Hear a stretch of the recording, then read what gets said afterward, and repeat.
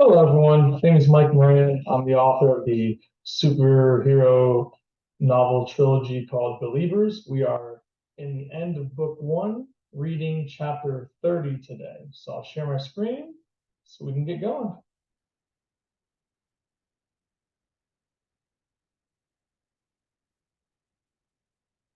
Here we go. All right, here we go. Chapter 30, the final battle. Burn and die, Kevin screamed with hate. His eyes lit up with excitement and fury as he blasted bolts of electricity from his hands. Boom! Lines of parked cars exploded, launching debris into buildings and sending people panicking down the streets. What's going on? Civilians shrieked and panicked.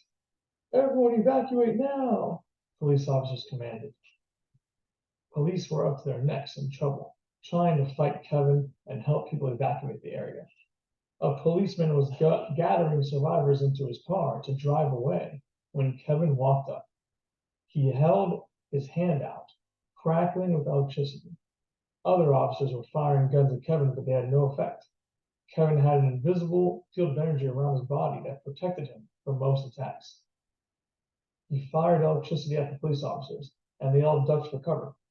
Then he aimed at the cop car full of civilians, and the policeman said, "No, no, no, don't do it!" Boom!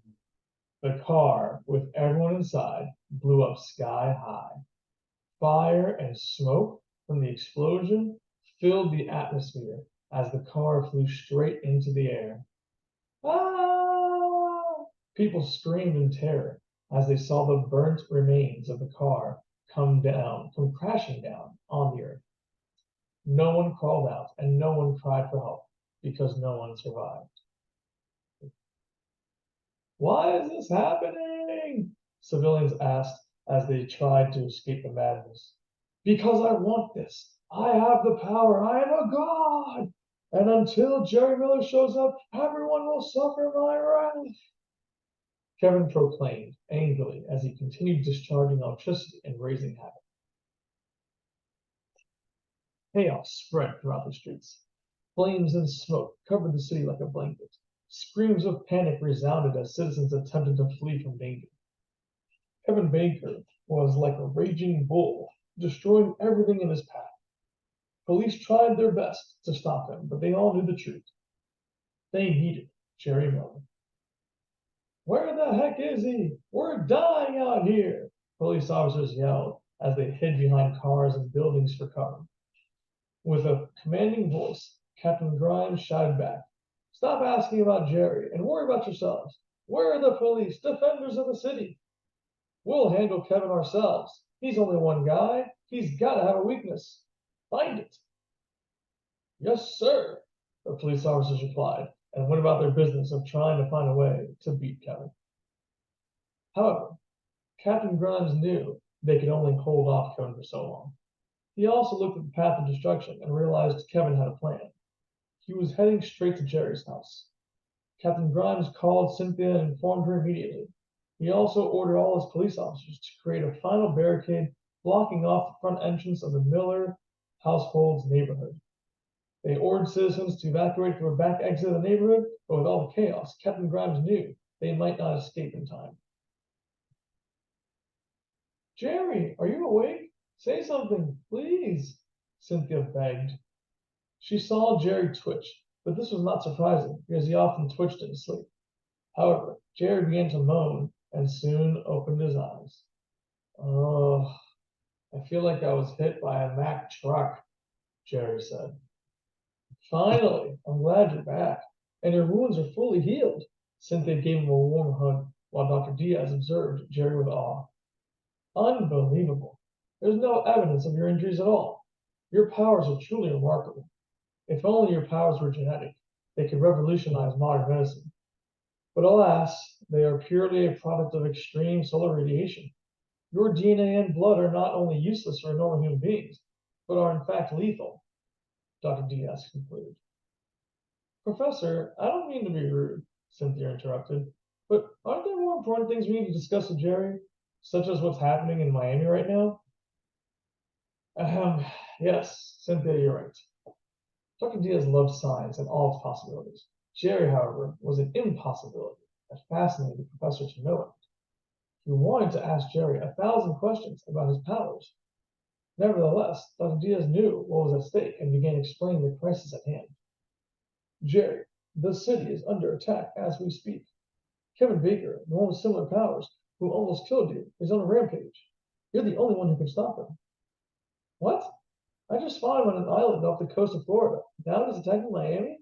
How long have I been out? Jerry asked. Hours. And to make matters worse, Kevin is heading straight to your parents' house. Oh no, I have to go save them, Jerry said anxiously. You can't go yet, Dr. Diaz said. We have to talk first. About what? Strategy and how you plan on killing Kevin. Those last words stopped Jerry in his tracks. He never planned to kill Kevin. In his mind, it was completely out of the question. Jerry quickly replied with surprise and anger. Wait, what? I'm not going to kill Kevin. He almost killed you, Jerry. He's too powerful to toy with and completely out of control. I'll never kill Kevin. Jerry's temper flared and the lights in the room flickered. Dr. Diaz had a sudden look of despair, as if the battle had already been lost. He looked at Jerry solemnly and said, Then everyone you love will die. Every second you hesitate, every moment you hold back, another person dies by Kevin's hand. And if you fail, no one else will be able to stop it. The doctor's last words were a harsh reality check. Cynthia felt choked up and scared. She did not want any of this for Jerry. Deciding whether to kill someone or not was a decision no one should ever have to make. Thinking of death gave her the chills. All she wanted was for Jerry to take her somewhere safe. They could leave their troubles behind and teleport elsewhere. But that would not stop Kevin from tearing the city apart. Cynthia looked at Jerry and could feel his internal struggle. She no longer had the luxury of worrying about herself. She knew Jerry needed her now more than ever.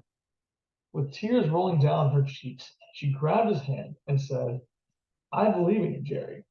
I believe in you. I know it's tough. I know it's not fair. I know you don't deserve any of this, but I believe you'll make the best decision, and I'll support you no matter what.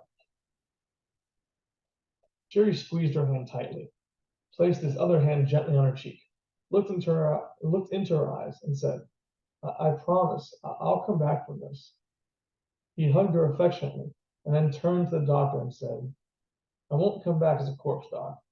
Tell me what I need to know, and I'll do the best I can for everyone involved.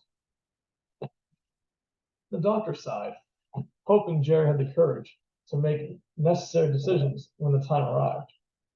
He took a deep breath and then began divulging a plethora of information. Judging by Jerry's previous third-degree electrical burns, the doctor knew Kevin Baker had an affinity for electricity attacks. Therefore, he told Jerry every possible known way of reducing or preventing electricity damage. He also gave Jerry new ideas to expand and improve his powers of belief.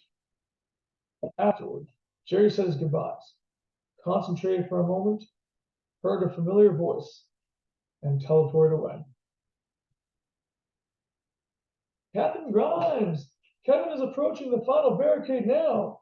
What are your orders? Police officers asked. A dozen police and SWAT cars were parked in a cluttered line, blocking off the entrance into Jerry's neighborhood. They were armed with all kinds of weapons, pistols, M16 automatic rifles, sniper rifles, and grenade launchers. Normally, using this much firepower on a single person would be overkill, but Kevin Baker was anything but normal. He made everyone's hair stand on end as he slowly approached the barricade. Captain Grimes walked to the front of the barricade, stood firmly, and began speaking through a large megaphone. Kevin Baker, listen up. This is your final warning. Stop this now and surrender yourself. Kevin continued walking toward the barricade, unfazed by his words. Kevin, stop your advancement. Do not come any closer, Captain Grimes repeated. There was a random parked car in Kevin's path, and he picked it up over his head. He threateningly shouted back, What are you going to do? Shoot me? It doesn't work. You've got nothing to stop me, you hear me? Nothing. Kevin began motioning to throw the car at the police barricade, and Captain Grimes yelled, "Fire!" All the officers blasted their weapons at full throttle, hoping to blow Kevin back to Kingdom Come. The barrage of bullets and grenades caused the car to blow up on top of Kevin's head, creating a massive explosion. Everyone covered their faces and ducked behind vehicles to protect themselves from the blast. Smoke and flames encompassed the area around Kevin. The battle seemed to be over, so officers let their guard down, feeling relieved that the threat was terminated. However, a mysterious wind began to flow throughout the area. A small whirlwind developed around the fire and smoke, and then all the metal bullets, grenade shrapnel, and other weaponry gravitated into it. Soon a huge tornado had formed in front of everyone's eyes, and Kevin's voice echoed, "I have to thank Jerry one day. He showed me a trick on TV, and now I'm going to show you the same trick he used in Dynamite City." Everyone started panicking. Captain Grimes did not know what else to do, so he shouted to the sky with all his might, "Jerry Miller, we need you now. We need you right now." Poof. Jerry Miller appeared right next to Captain Grimes and said, "Sorry I'm late, sir." Captain Grimes stared at Jerry, surprised that he returned so healthy and strong, considering he almost died from Kevin's attack just hours ago. Captain Grimes grinned and said, "Glad you're back, kid. Now take care of that dirtbag already. He's killed enough people, and I don't want any more casualties. Got it?" Jerry nodded and began transforming into his cyborg armored self. The captain watched each piece of metal form onto Jerry's body, and his jaw dropped. Coincidentally, Jerry's parents approached Captain Grimes at the barricade and saw the end of Jerry's transformation. He was now 6 feet tall, with bulging metallic muscles, a giant battery on his back, and rocket boosters. His parents were speechless. They, too, had never seen Jerry transformed up close. They tried to say something, but Jerry fired up his rocket boosters and zoomed forward into Kevin's tornado. Seconds later, Jerry punched Kevin out of his own tornado. Kevin's body soared across the sky, and Jerry leaped after him. The tornado dissipated, and both Captain Grimes and Jerry's parents jumped into the captain's police vehicle, a bulky SUV with a guard in the front, and chased after them. Jerry tried grabbing Kevin's foot in midair to slam him back to the ground. Kevin was super agile. He dodged Jerry's hand and jumped off his head, saying, "You gotta catch me first, Jerry." Kevin created an electromagnetic field around his body and began flying at top speed over the city. Jerry chased after him with his rocket boosters and began launching fireballs at him. Kevin continuously dodged the attacks and fired electricity back at him. The electricity was hitting Jerry but not hurting him, and Kevin could not figure out why. Kevin changed his tactics and transformed his arms into spinning saw blades. He began whirling in circles around Jerry midair, slicing away at his cyborg armor. Pieces of Jerry's armor began falling off, so he created a red force field around himself and blasted Kevin away into a building. However, Kevin used his speed and electromagnetism to rebound off the building and fly toward Jerry again. Then he started shooting fragments of his spinning saw blades at Jerry like daggers. Jerry created a blue force field around himself to block the attacks and regenerate his own cyborg armor. Jerry soon realized that Kevin had a significant advantage in the air, so he concentrated for a moment and then teleported on top of Kevin and kicked him down with his big metal boots. Kevin shot downward like a comet and had too much momentum to stop, but he saw the local college football stadium full of people and veered toward it, screaming, "Thanks, Jerry! I always wanted to sack a quarterback." Jerry lost track of his surroundings during the fight and did not notice how far they had traveled so quickly. He saw the football stadium and realized Kevin wanted to crash land and kill everyone on the field. Kevin transformed himself into a wrecking ball and prepared for impact. Jerry only had a few seconds to think of a plan. In the football stadium, thousands of fans were cheering loudly as their favorite teams played head-to-head. Music, Bullhorns, whistles, and other noises also distracted the crowd, leaving them vulnerable and unaware of Kevin's incoming attack. Coincidentally, both Vaughn and Blake were at the stadium. Blake was playing in a football game, and it was Vaughn's day off from work, so he was watching the game and cheering for Blake from the stands. Vaughn was enjoying himself, seemingly without a care in the world, until he began hearing Jerry's thoughts in his head. No, stop, don't do it. Vaughn knew Jerry was nearby and began looking around. Left, right, back, forward, and then upward, where he saw Jerry chasing after a giant wrecking ball. Vaughn started yelling at people, trying to get their attention to see the danger and leave the stadium. But nobody listened. Some people actually looked up but thought it was part of the game for show or entertainment. Blake, on the other hand, was fighting through offensive linemen to tackle the quarterback, completely oblivious of the incoming wrecking ball. Blake and many other football players in the area were going to die if help didn't arrive soon. Jerry suddenly remembered that he had a giant battery on his back. It was full of electrical energy that he absorbed from Kevin's attacks. He teleported onto the football field, altered the electrical energy to become non-lethal, and released a massive shockwave that pushed everyone out of the impact area. People in the stands booed for a second. Then Kevin came crashing down. Jerry barely had time to jump out of the way as Kevin's wrecking ball created an even bigger shockwave that sent Jerry tumbling into numerous players standing on the sideline. They all fell over like bowling pins. When Jerry stood up, he saw a terrifying scene. Kevin's attack created a crater in the middle of the field and sparked an earthquake that cracked the stadium in half. Most people were running away in fear, but a few were falling to their deaths. Jerry leaped into the air, trying to reach the fallen people, but Kevin stopped him. He used telekinetic powers to pull out a giant row of metal bleachers, and then he swung it through the air like a baseball bat. Bam! Kevin landed a perfect hit, sending Jerry crashing into another section of the stadium. Feeling a bit dazed, Jerry rose up slowly and took a moment to recover. Then he heard gunshots. He looked and saw Vaughn firing at Kevin from the stadium stands with his police pistol. Jerry also heard Vaughn's voice in his head saying, "Jerry, I've got Kevin distracted. Attack him from behind and make sure it hurts."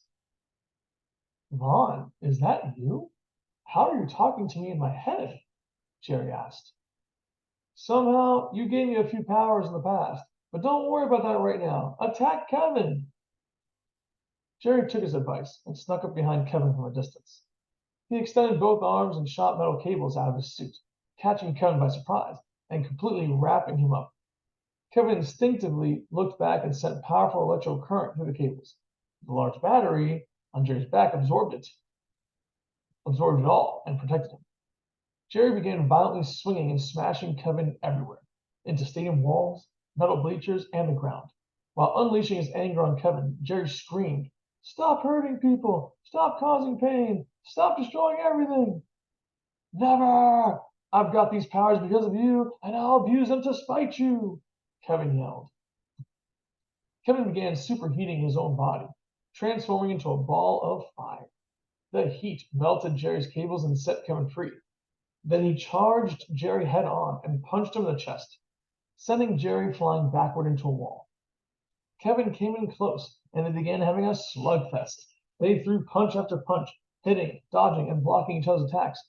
Jerry could hit harder with his metal arms, but Kevin was faster and made twice as many attacks. His fiery fists were also quickly melting Jerry's cyborg armor. Jerry decided to try hitting the floor as hard as possible to create a shockwave and send Kevin flying backward. Then maybe he could dash forward, catch Kevin midair, and knock him unconscious with a powerful, concussive blow. Putting his plan into action, Jerry brought his hands together and slammed the floor. Unfortunately, Kevin was too fast and leaped over Jerry. He blasted a powerful fire beam at the large battery on Jerry's back and caused it to explode. The blast sent Kevin flying into metal bleachers, but Jerry took the brunt of the damage. The blast completely destroyed Jerry's cyborg armor and created another crater on the floor.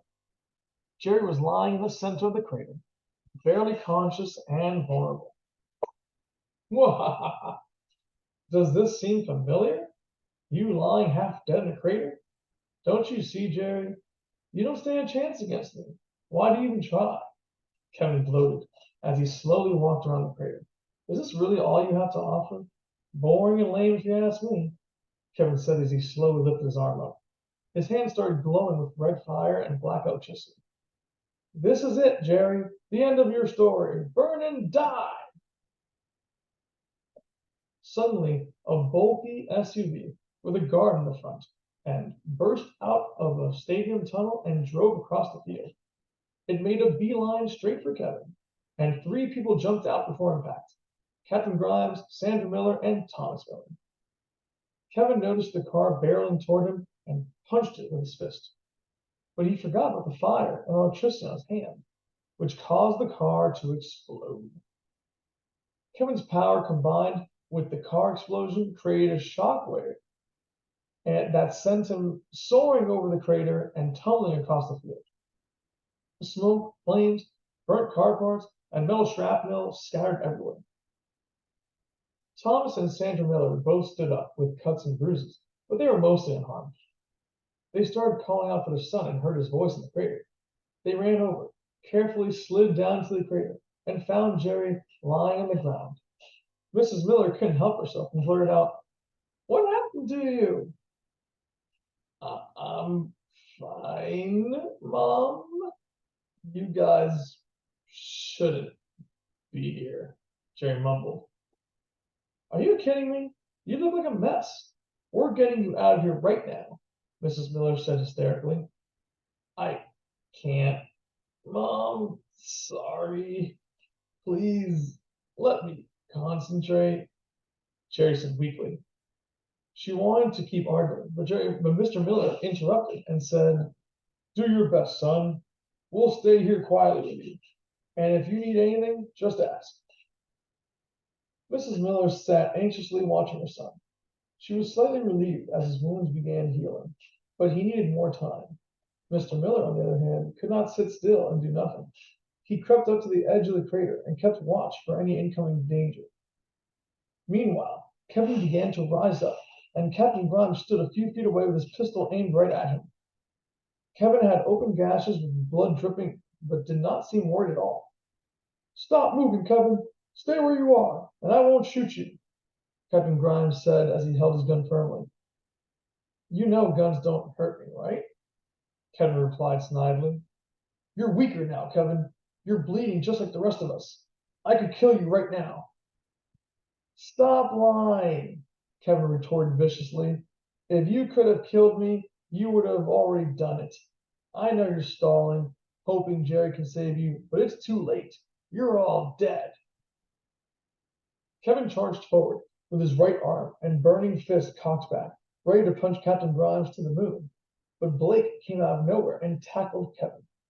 He forced Kevin across the field and slammed him into a stadium wall. The wall cracked and Kevin groaned in pain. Blake began throwing as many punches as he could to Kevin's gut.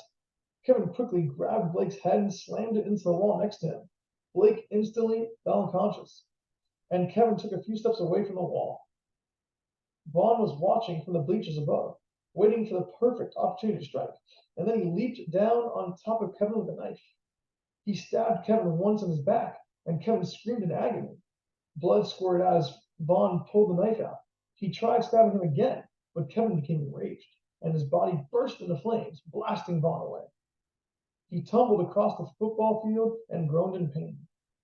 Kevin turned around, walked over, picked up Vaughn, and slammed him repeatedly against the ground. He swung him around like a rag doll, bashing him as many times as he could. He brutally beat Vaughn to death, but Vaughn grinned and softly laughed during it all. Ha, ha. What are you laughing about, you idiot, and why aren't you dead yet? Kevin asked irritably. I can feel pain, but I can't die. Guess you're the idiot, after all, Vaughn muttered in agony. Ah, fine. You can't die, but I bet you can fly, Kevin screamed in rage as he grabbed Vaughn tightly, swung him around several times to gain momentum, and threw him as hard as he could. Vaughn's body sailed across the football stadium, between the field goal posts, and crashed into the metal bleachers. Kevin put his arms up in a U shape and yelled, "It's good! Suck it, loser!" Kevin paraded around in circles, boasting about his power, and this infuriated Captain Grimes. He watched Kevin demolish his son and throw him away like a trash. He wanted revenge so badly, but he knew he was powerless against Kevin, so he decided to help Blake and his son instead. Jerry was nearly recovered, but he felt everyone's pain and suffering. He could not bear it any longer and rose up, ready to climb out of the crater. Mr. and Mrs. Miller tried stopping him, but Jerry was determined to make things right. He bravely climbed out of the crater, saw Kevin, and yelled, "I'm right here! Come get me! I'm the one you want! Give me everything you've got!" Kevin looked over, smiled like a bloodthirsty monster, and began walking toward Jerry. Jerry put his hands up like a boxer, ready to use everything he learned from Vaughn and his police training. He was no longer wearing any special armor. He looked like his normal, ordinary self. He was planning to use all his remaining energy to dodge attacks and target Kevin's pressure points, hoping to disable him. Unfortunately, a surprise occurred that Jerry had not considered. Cynthia entered the football stadium. That's it. That's the end of the chapter. We only have one chapter left in this novel, so I hope you've all enjoyed it so far. We will hopefully see you all in the near future for the last video. Thank you all so much.